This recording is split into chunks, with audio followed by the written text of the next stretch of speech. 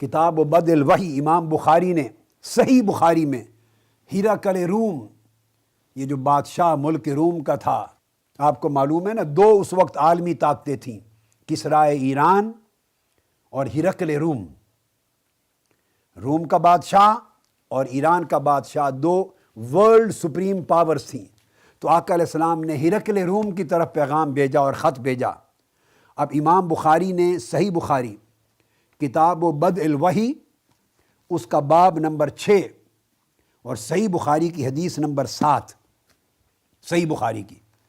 اس کا آخری جملہ، بڑا آسان حوالہ یاد رہے گا۔ اسی طرح وفد ہرقل روم کے پاس گیا تھا، جو پورے روم کا، یہ سارے اس وقت شام اور پھر ٹرکی اور گرد و نواح روم تک، اٹلی کے علاقوں تک، اس پورے خطے کا جو بادشاہ عظیم تھا، اس نے آقا علیہ الصلوۃ والسلام کے بارے میں پورا تذکرہ سنا، صحابہ کرام کی زبان سے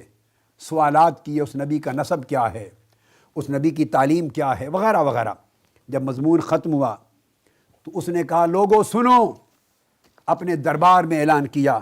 میں تمہیں گواہی دیتا ہوں، فَإِنْ كَانَ مَا تَقُولُ حَقًّا، اے صحابی رسول، جو کچھ تم نے بتایا اپنے رسول کی نسبت اگر یہ سب کچھ حق ہے تو میرا اعلان ہے، فَسَيَمْلِكُ مَوْضِعَ قَدَمَيَّ هَاتَيْنِ، جس تخت پر اس وقت میرے قدم ہیں، جس تخت پہ میں بیٹھا ہوں، یہاں تک ساری سرزمین مصطفیٰ کی سلطنت ہوگی، فتوحات ہو جائیں گی۔ ہرقل روم نے اعلان کیا، بادشاہ شہنشاہ روم نے اعلان کیا، رومن امپائر، آپ اندازہ کر لیں اس وقت کے رومن امپائر کا حسر برا، رومن امپرر نے اعلان کیا کہ جس تخت پر میں بیٹھا ہوں یہ تخت بھی مصطفیٰ کے قدموں کے نیچے چلا جائے گا، ان کی سلطنت ہوگی۔ اور پھر آگے کہتا ہے، فَلَوْ أَعْلَمُ أَنِّي أَخْلُصُ إِلَيْهِ لَتَجَشَّمْتُ لِقَاءَهُ وَلَوْ كُنْتُ عِنْدَهُ لَغَسَلْتُ عَنْ خَدَمَيْهِ۔ روم کے بادشاہ رومن امپرر نے کہا، اگر مجھے کبھی حضور کی دیدار اور زیارت نصیب ہو گئی تو خدا کی قسم میں اپنے ہاتھوں سے ان کے قدم دھویا کروں گا، ان کے قدمین کو غسل دوں گا۔ پھر سن لو، وَلَوْ كُنْتُ عِنْدَهُ، اگر ان کی بارگاہ میں مجھے غلام بن کے رہنا نصیب ہو گیا تو لَغَسَلْتُ عَنْ قَدَمَيْهِ، میں حضور کے قدموں کو دھونا اپنی سعادت سمجھوں گا۔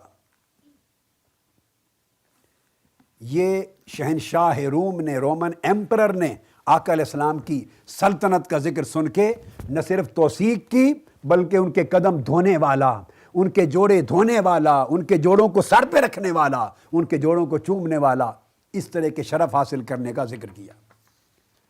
اس سے آپ اندازہ کریں گے کہ پہلے انبیاء اور پہلے دور کے سلاطین اور امراء اور بادشاہ، ان تک یہ خبریں کس نے پہنچائی تھیں، اور وہ اتنے عقیدت مند کیسے بن گئے تھے، اور حضور کی شان و عظمت کے اتنے معترف کیسے بن گئے تھے۔ ابھی تو ان کی فتوحات نہیں ہوئی، مسلمان نہیں پہنچے، قرآن نہیں پہنچا، حدیث نہیں پہنچی، صحابہ تابعین نہیں پہنچے، ابھی تو وہ بادشاہ ہیں پوری دنیا کے۔ یہ سب کچھ کیسے جان گئے؟ تسلسل کے ساتھ صدیوں سے عظمت مصطفیٰ کے تذکرے تورات میں، انجیل میں اور ہر نبی کے صحیفہ میں تھے، اور نسلاً بعد نسلاً ہزاروں سال سے انہیں مصطفیٰ کا تذکرہ ملتا چلا آ رہا تھا۔ ایک پوری پکچر تھی، ایک امیجینیشن تھا، ایک پورا کنسیپٹ تھا، آقا کے بارے میں پوری معلومات تھی۔ جب تصدیق ہوئی، آنے والے نے بتایا کہ وہ آ گئے، تو ہر ایک نے توثیق کر کے حضور کی غلامی کا دم بھر لیا، یہ خواہش کا اظہار کر لیا۔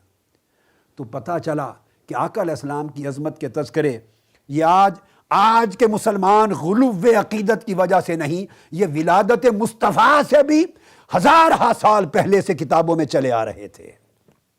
سب سے پہلے نئی ویڈیوز کو حاصل کرنے کے لیے شیخ الاسلام ڈاکٹر محمد طاہر القادری کے آفیشیل یوٹیوب چینل کو سبسکرائب کریں اور بیل آئیکن کلک کریں۔